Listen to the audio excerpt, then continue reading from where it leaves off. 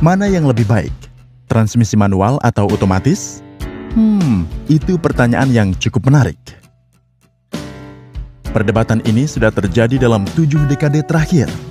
Transmisi manual dan otomatis benar-benar teknologi yang berbeda, yang menggunakan konfigurasi dan prinsip yang berbeda. Salah satunya didasarkan pada pasangan gigi sederhana, sementara yang lainnya didasarkan pada seperangkat gigi planetari. Satu menggunakan konverter torsi, sementara yang lain menggunakan kopling. Kami akan melakukan perbandingan yang logis tentang teknologi tersebut dalam video ini. Tapi pertama-tama, mari kita pahami ilmu dasar transmisi. Mesin pembakaran dalam menghasilkan torsi dan tenaga yang berguna hanya selama rentang kecepatan tertentu. Karena masalah yang melekat pada mesin IC, mengendalikan kecepatan roda penggerak dengan langsung menghubungkannya ke mesin bukanlah ide yang cerdas. Pendekatan semacam itu akan memberikan efisiensi yang sangat rendah pada mesin. Sebaliknya, kita membutuhkan transmisi di antaranya, sehingga RPM mesin selalu bisa berada dalam kisaran efisiensi maksimum. Transmisi mengatur variasi kecepatan roda penggerak. Pertama, mari kita lihat bagaimana variasi kecepatan dicapai dalam transmisi manual. Transmisi manual adalah kumpulan pasang gigi. Dia memiliki 3 bagian: input, poros perantara, dan output. Input dihubungkan ke poros perantara, sehingga poros perantara selalu berputar pada kecepatan konstan. Poros perantara kemudian dihubungkan ke perangkat output. Anda dapat melihat bahwa roda gigi output akan berubah pada kecepatan yang berbeda, karena rasio roda gigi yang berbeda. Namun, roda gigi output tidak melekat tetap pada poros output, dan Anda bahkan dapat melihat celah antara roda gigi output dan poros. Jika kita hanya bisa menghubungkan satu roda gigi output ke poros, poros akan memiliki kecepatan gigi yang terhubung. Gigi poros utama memiliki gigi cone penyelaras. Sebuah hub terhubung ke poros dan sebuah sleeve berada di atasnya. Hanya dengan menggerakkan sleeve ini, Anda akan bisa menghubungkan roda gigi dan poros. Ini mungkin tampak seperti mekanisme sederhana. Namun, selama operasi yang sederhana, hub dan roda gigi akan diputar pada kecepatan yang berbeda. Dan koneksi roda gigi tidak mungkin dilakukan saat mereka melakukannya. Pertama, mari kita buat kecepatannya sama. Untuk ini, kita harus menghentikan aliran tenaga ke transmisi. Penggunaan kopling diperlukan di sini.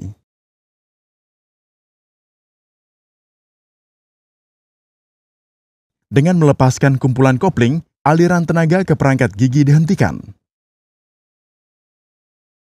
Kini, ring penyelaras dengan cone gesekan bisa membantu mencocokkan kecepatan gigi dengan sleeve. Bila tidak ada aliran tenaga, mendorong cincin penyelaras terhadap gigi akan membantu menyesuaikan kecepatan gigi dengan hub. Sekarang kita bisa memiliki koneksi yang mulus. Setelah sambungan, kopling sudah terpasang. Jadi, setiap kali Anda perlu mengganti gigi, Anda harus melepaskan koplingnya. Ini juga berarti penghentian tenaga dan penurunan kecepatan selama penggantian gigi. Inilah sebabnya mengapa kemudi transmisi manual tidak pernah menjadi pengalaman yang lancar. Sekarang mari kita lihat bagaimana transmisi otomatis berbeda dengan transmisi manual. Transmisi otomatis dikembangkan untuk mengatasi masalah penghentian tenaga dalam transmisi manual dan menggunakan pengaturan susunan gigi planetari daripada sepasang roda gigi sederhana. Anda bisa melihat bahwa set gigi planetari memiliki 2 input dan 1 output. Prinsip dasar transmisi otomatis itu sederhana. Cukup variasikan 2 kecepatan input ini dan Anda akan mendapatkan output kecepatan yang berbeda. Untuk mencapai tujuan ini, mari kita perkenalkan satu set planetari lagi.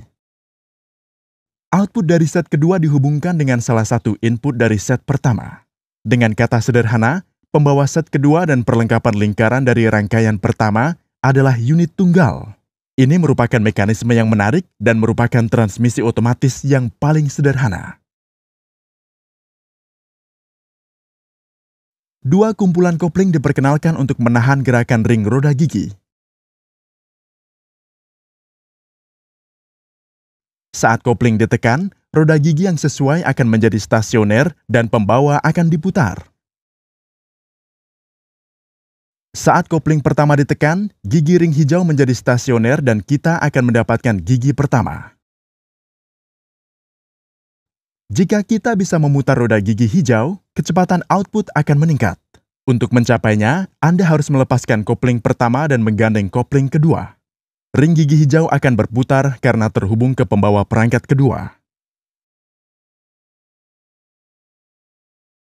Perlu dicatat bahwa kopling pertama dilepaskan pada saat bersamaan saat kopling kedua terhubung.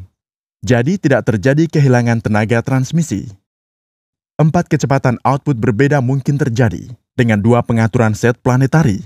Untuk mempelajari detailnya, lihat video kami tentang transmisi otomatis.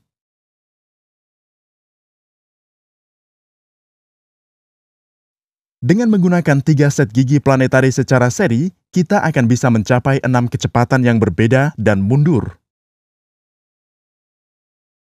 Keindahan transmisi otomatis adalah dengan menarik 2 kumpulan kopling yang tepat, kita bisa mencapai kecepatan output yang berbeda. Sekarang, mari kita bandingkan 2 teknologi ini secara langsung.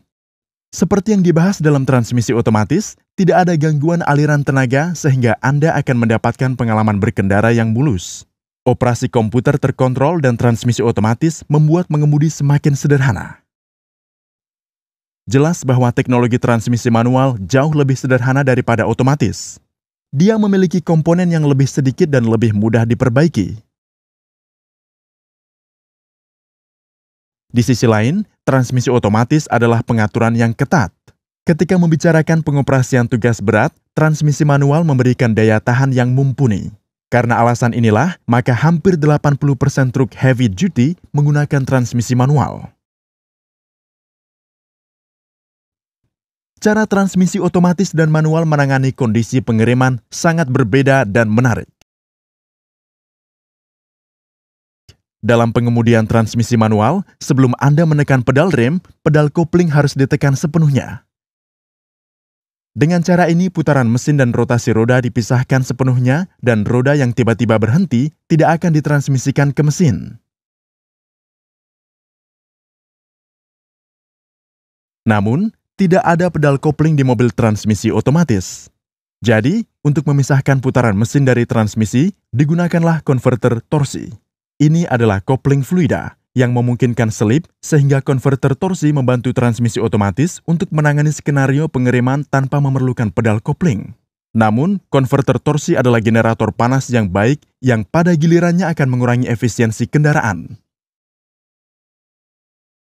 Akibatnya, kendaraan transmisi otomatis cenderung kurang irit bahan bakar dibandingkan kendaraan manual. Namun, konverter torsi modern telah mengatasi masalah ini.